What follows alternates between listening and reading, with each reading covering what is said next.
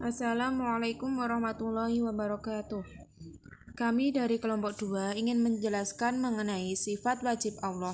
Mata kuliah Akidah Akad 2, pembimbing Bapak Nurul Ahsin.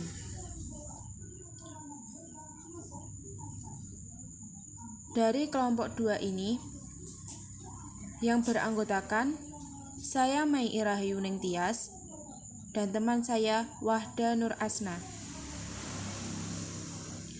Dalam kelompok 2 ini ingin menjelaskan materi 1. Sifat wajib Allah nafsiyah, 2. Sifat wajib Allah salbiyah, 3. Sifat wajib Allah ma'ani, 4. Sifat wajib Allah maknawiyah, 5. Sifat jaiz Allah.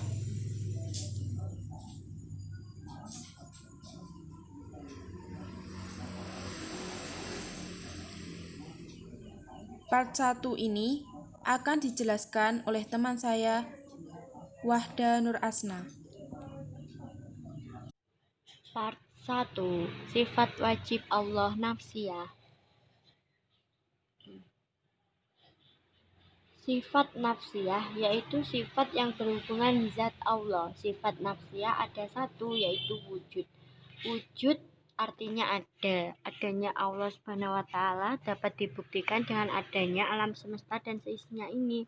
Semua sesuatu pasti ada yang menciptakannya, seperti halnya rumah yang dibangun oleh tukang bangunan.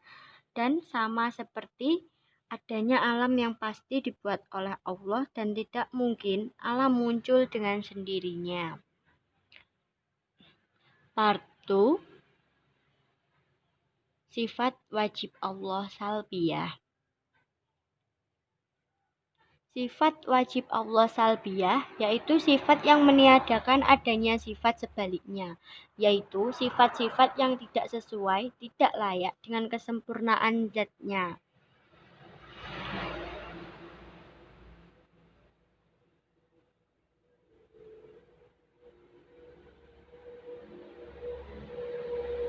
Selanjutnya yaitu macam-macam sifat wajib Allah salbiyah.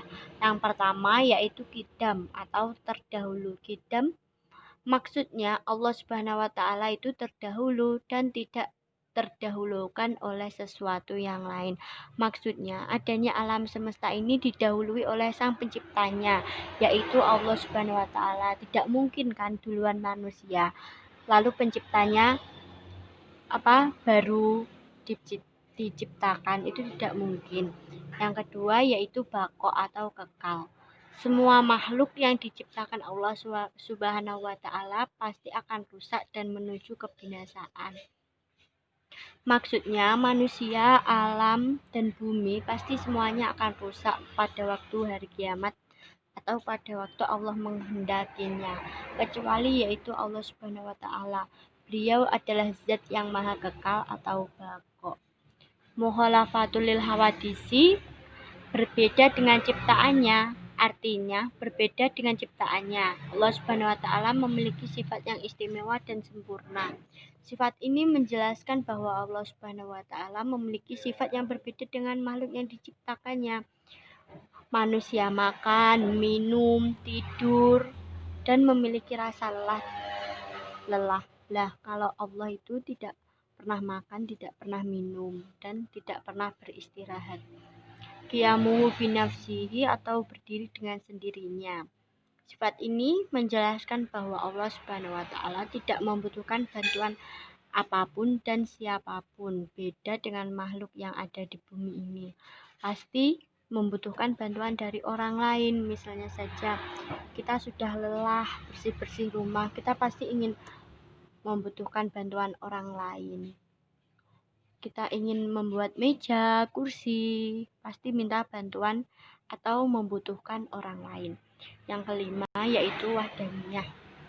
Wahdaniyah artinya Maha Esa. Manusia harus meyakini bahwa Allah Subhanahu wa taala Maha Esa atau Tuhan hanya ada satu, tidak mungkin ada 2, 3, dan selebihnya. Part 3. Sifat wajib Allah ma'ani. Sifat wajib Allah ma'ani yaitu sifat-sifat abstrak yang wajib ada pada Allah Subhanahu wa taala.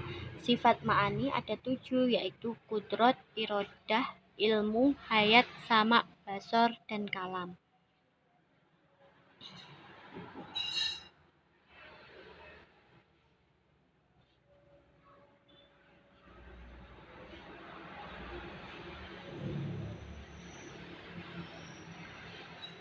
Macam-macam sifat wajib Allah ma'ani. Yang pertama yaitu kudrat.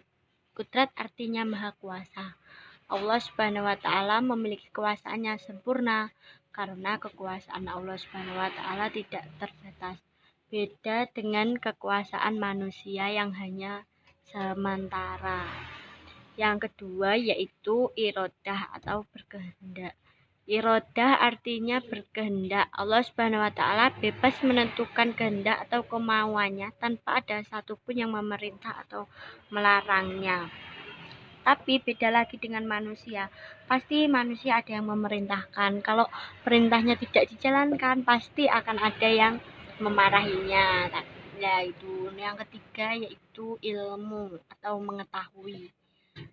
Seperti halnya Allah Subhanahu wa taala adalah pencipta alam dan Dia mengetahui semua ciptaannya tanpa terkecuali.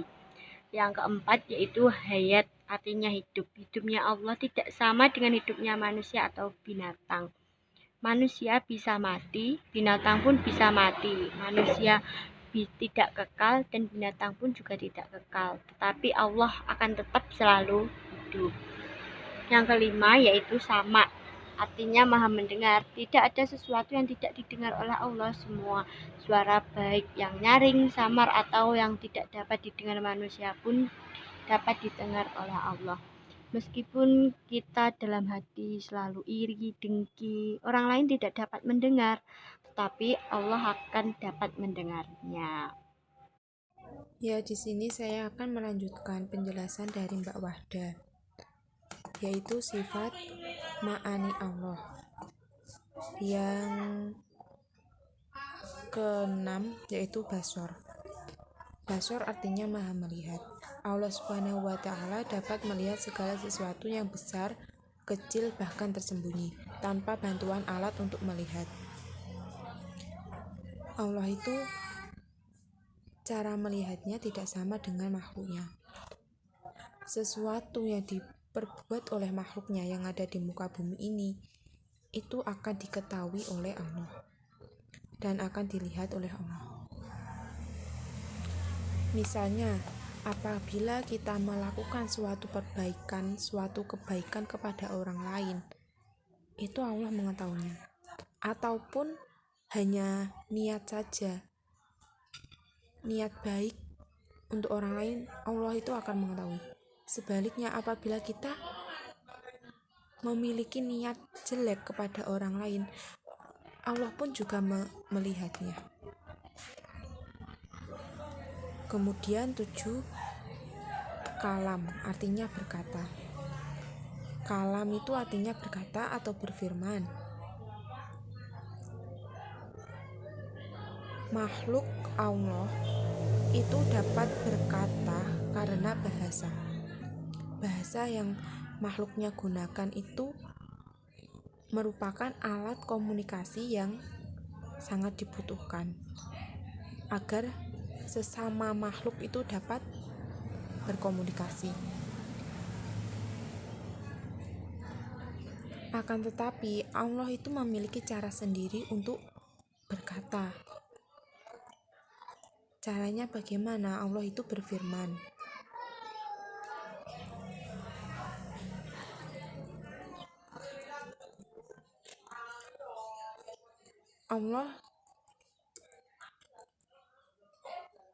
Allah berfirman atau berkomunikasi dengan bahasanya.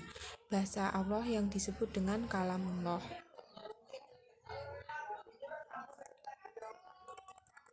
Dan Allah pun juga menegaskan dan menjelaskan mengenai sifat kalam ini dalam Al-Quran surat An-Nisa ayat 164.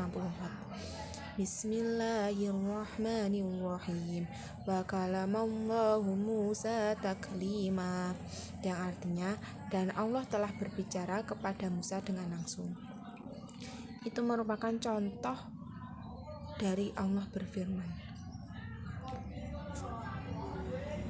Kemudian part keempat yaitu sifat wajib Allah ma'nawiyah.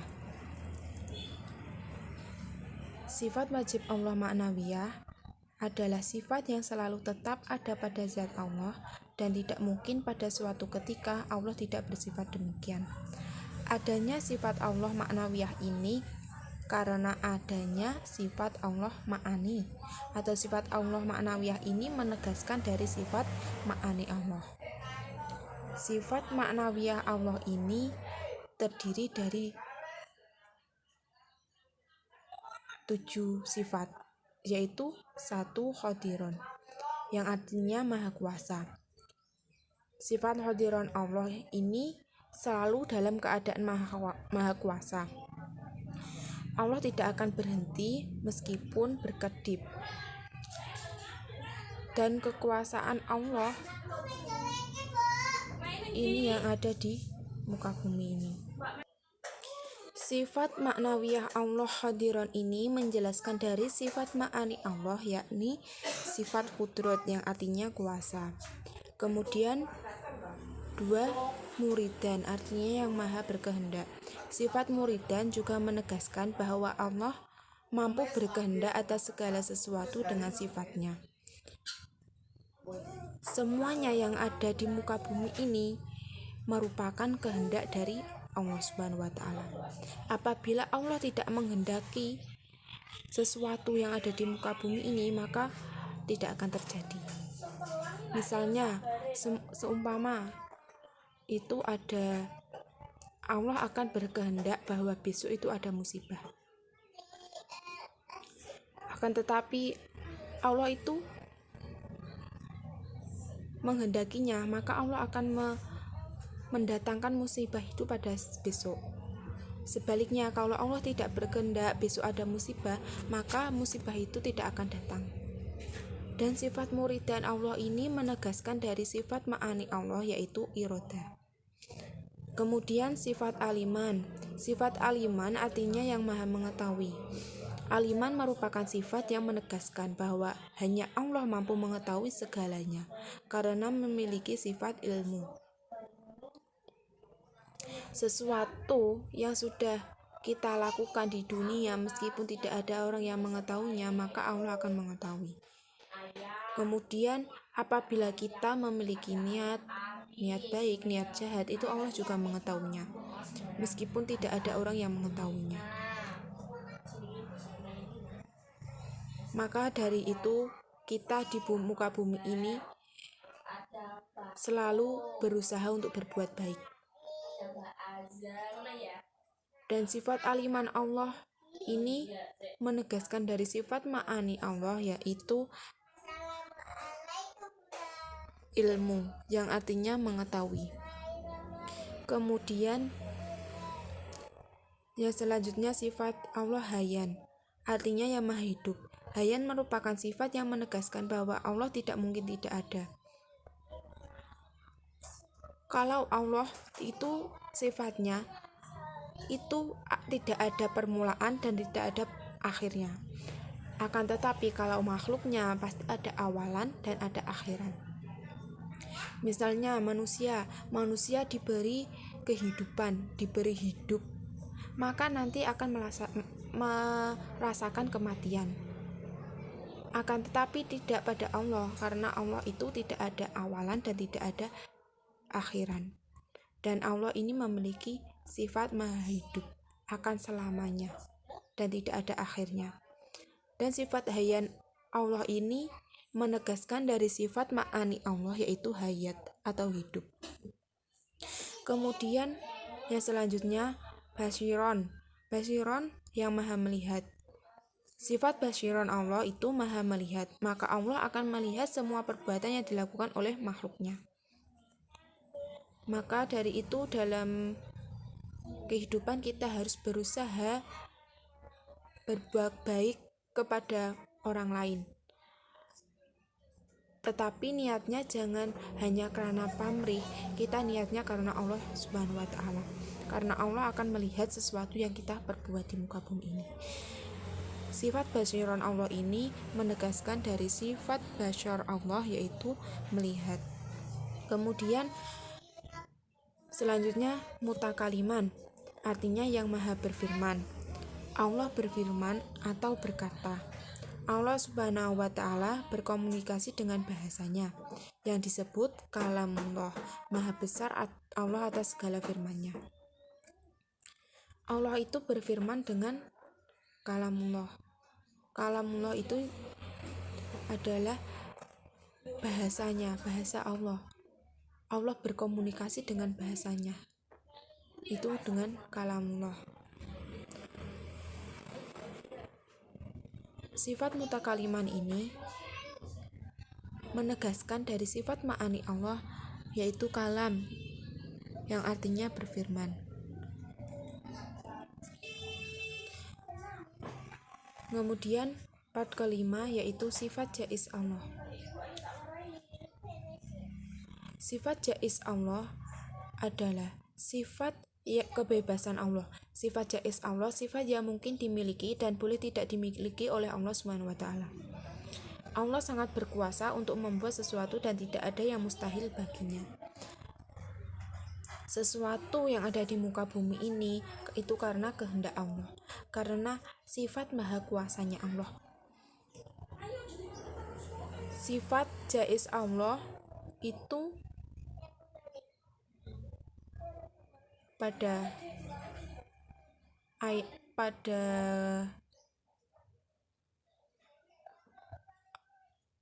sifat jaiz Allah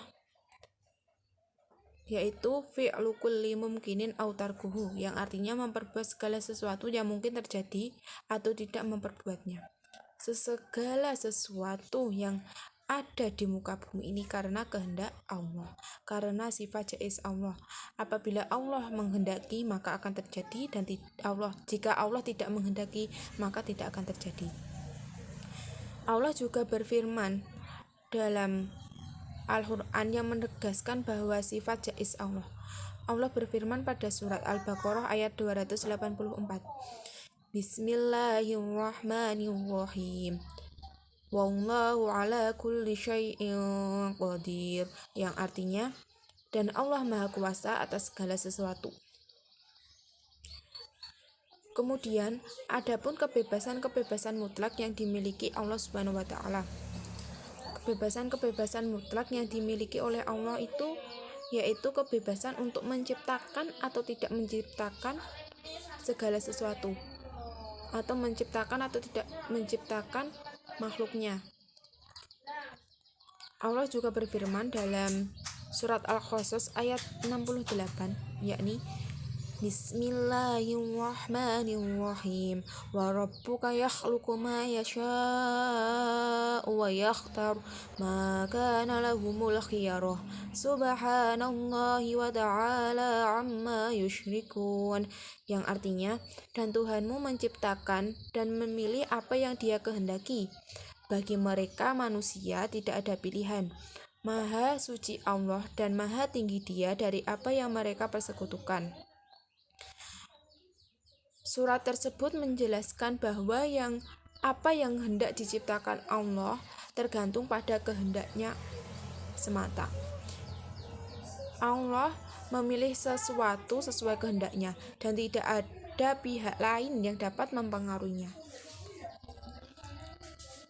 Makhluk hidup pun tidak mempunyai wewenang untuk memilih dan menolak kehendak Allah.